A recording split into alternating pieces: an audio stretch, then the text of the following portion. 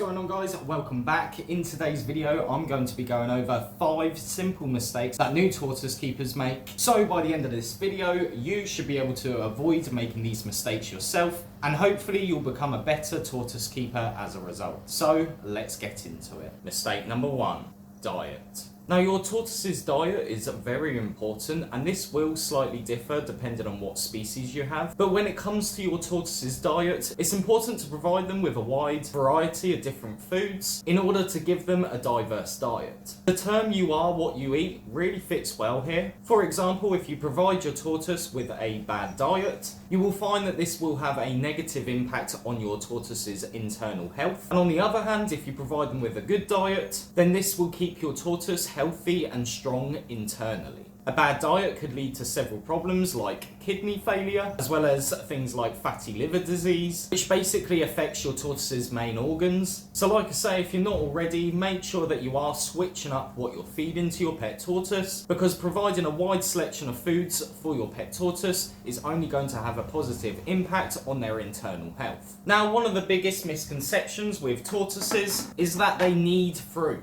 And this is so far from the truth. You should only offer fruit as a rare treat to your pet tortoise. It shouldn't be part of their staple diet or their everyday diet. And like I say, it should really be kept to a minimum and kept as a treat. And like I say, it's just not something that you should be feeding to your tortoise every single day. Now, the reason for this is purely because fruits that we buy from the shops is not really good for your pet tortoise, and over time this is going to basically cause loads of different health problems if you're feeding your tortoise fruit every single day. And unfortunately, your tortoise isn't designed to process all of the sugars within our fruits, which is why I would refrain from feeding fruit to your pet tortoise. Now, your tortoise is an opportunist species, and they spend most of their time grazing on vegetation in the form of leafy greens, weeds and flowers. So personally, I'd recommend keeping fruit to an absolute minimum, and just make sure that whatever you are feeding to your pet tortoise, you're always switching it up and not always feeding the exact same thing. That way you're going to be able to provide a nice diverse diet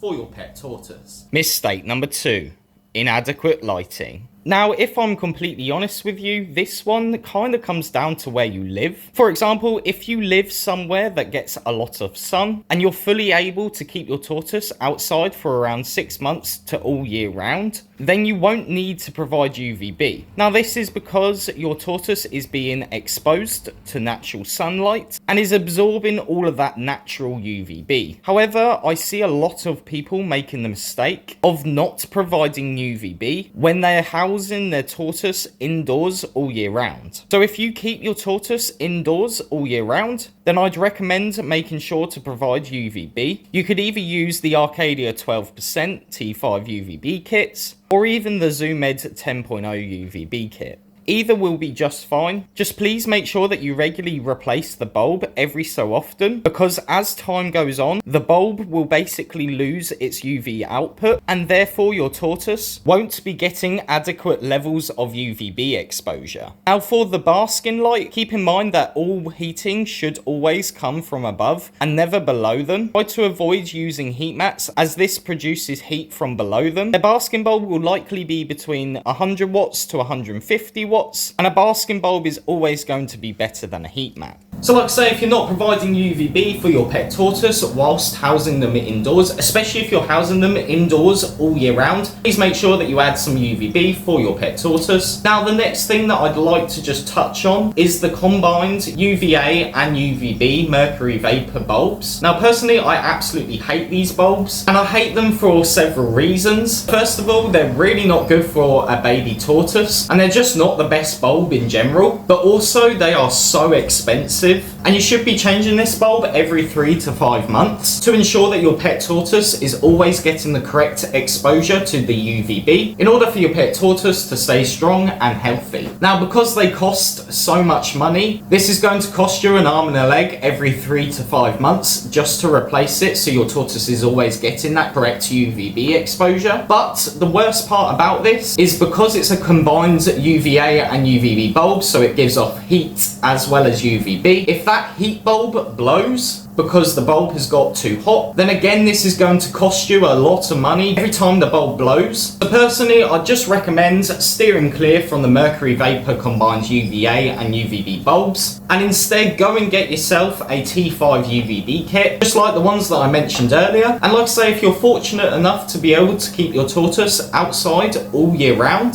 then you don't really need to provide UVB because your tortoise is being exposed to natural sunlight each and every single day.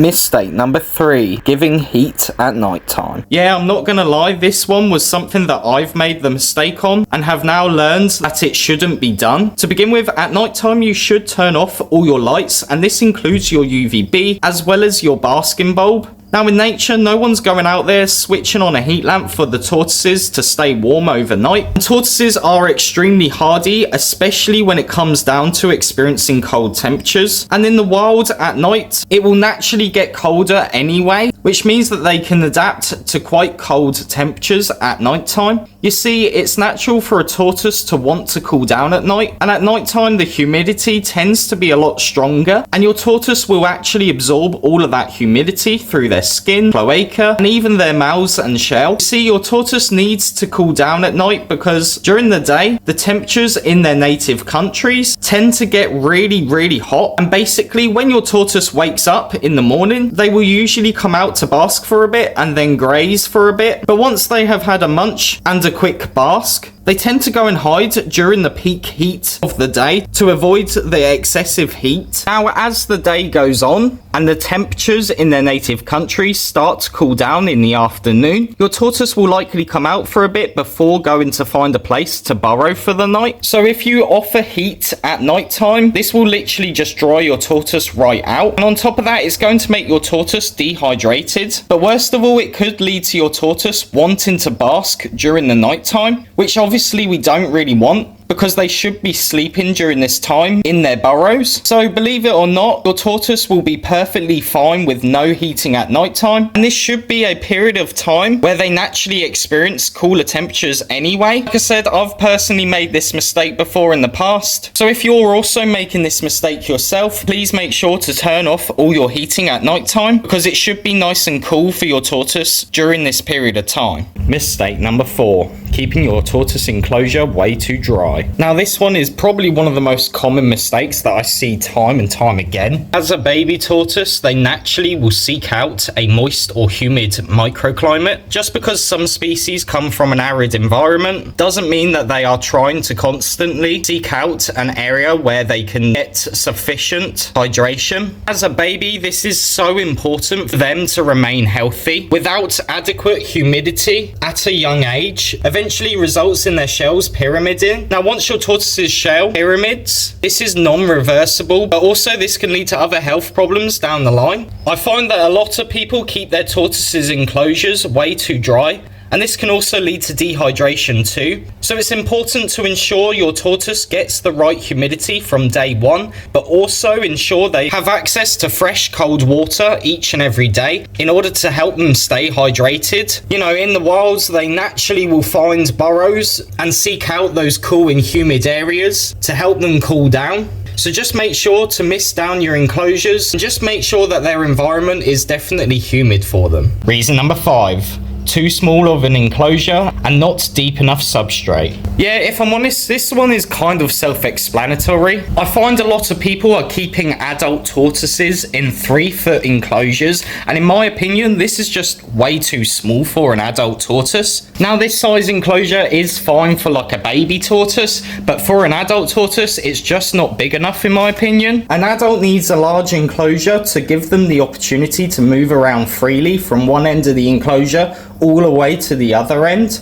They need the space in order to exercise, but also, how would you feel about being cramped into a really small environment? So if you have an adult tortoise, please make sure to give it a big enclosure. Obviously, if you keep your tortoise outside and you're able to do that, that's great. But if you're housing them indoors, please make sure that they have a big enough enclosure. On top of that, for the substrate, you should always try to provide as much depth as possible. I see a lot of people who only provide shallow substrate substrate for their tortoise, and this in my opinion is quite bad because your tortoise really needs to be able to burrow. So by providing deep substrate allows them to burrow, but also under the substrate will always be a lot more cooler or more humid for them, which means when they create their burrows, they are always getting what they want. So just make sure that you do provide a big enough enclosure for an adult tortoise, but also make sure that their substrate is definitely deep enough. So that's pretty much everything that I wanted to go over today. Let me know in the comments if you want me to do more tortoise related videos. Also let me know what mistake you found the most interesting, and let me know what you learned from this video. Don't forget to follow us on social media, and also make sure to drop us a like to let us know that you enjoyed the video.